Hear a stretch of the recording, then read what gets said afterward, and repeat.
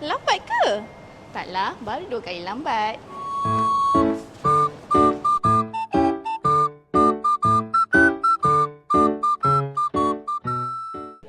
Apa tadi? Cik, marilah sini join. Boleh ke minum ni? Ni baru pukul 9. Tak apa cik, kita kan nak pergi sekejap lagi. Duduklah cik, kita makan sekali. Okey. Saya duduk dulu. Mamak, teh satu.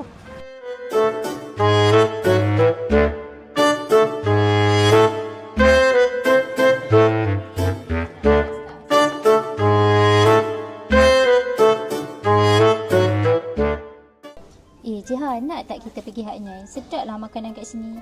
Jomlah, kat sana banyak orang makan kan? Si best kan? Okey, nanti kita isi borang pergi luar negara. Tak payah isi. Kita cuti satu had je. Hari Isnin tu kita cuti lah. Okey juga, bukan orang tahu pun. Kan? Jom.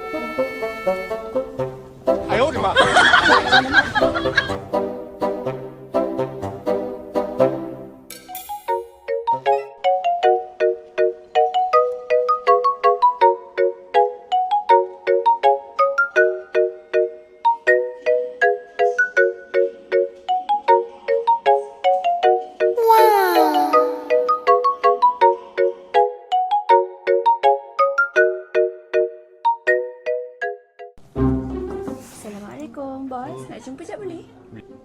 Waalaikumsalam. Masuk. Bos, ada syarikat nak minta kelulusan ni. Cuba bos tengok dulu. Oh, syarikat ni. Saya tak nak lah. Alah, bos. Cuba bos tengok dulu. Tengok dalam tu.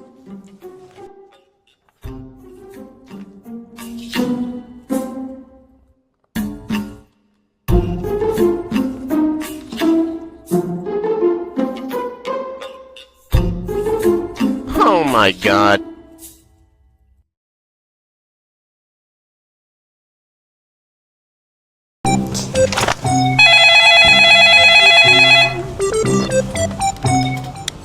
Hello? Boleh datang ke meja I tak? Kejap je. I ada nak bincang sikit je. Okey. I tunggu Lagi saya datang. Bye.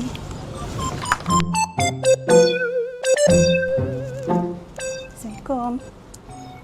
Ni cik, kenapa panggil saya? Saya duduk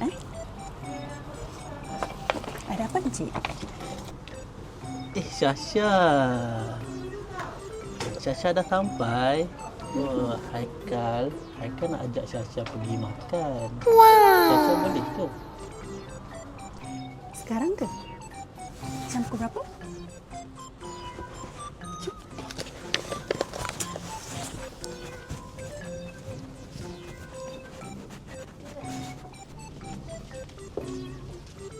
Weh, Cik Haikal dengan Syasha tu. Skandal lah tu. Serius ke weh?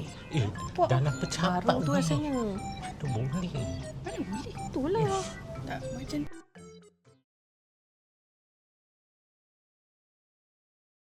tu jalan. Assalamualaikum warahmatullahi wabarakatuh.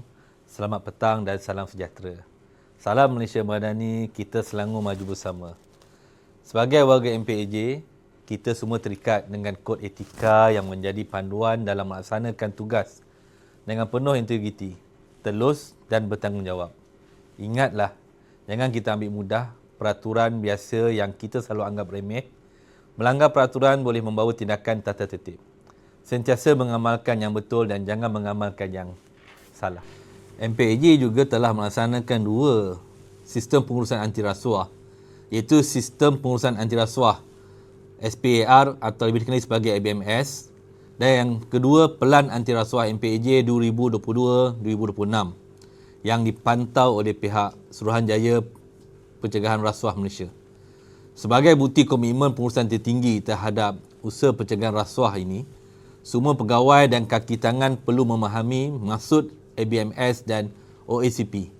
Objektif anti rasuah termasuk no give policy serta saluran aduan bagi integriti yang telah disediakan. Kini bahagian integriti telah membangunkan aplikasi Trust Integrity yang mengumpulkan semua maklumat berkaitan integriti, aduan dan anti rasuah di hujung jari anda. Saya menggalakkan semua untuk sentiasa merujuk aplikasi ini di laman web MPAJ untuk meningkatkan kefahaman dan amalan kita bersama. Integriti adalah tanggungjawab kita semua. Bersama-sama kita pastikan MPAJ kekal bebas rasuah dan terus dipercayai masyarakat. Semoga dengan video ini dapat mengukuhkan lagi kefahaman dan kesedaran kita tentang kod etika MPAJ ini. Sekian, wabillahi taufiq wal hidayah. Assalamualaikum warahmatullahi wabarakatuh. #Sifar Rasuah. MPAJ Pemerintah.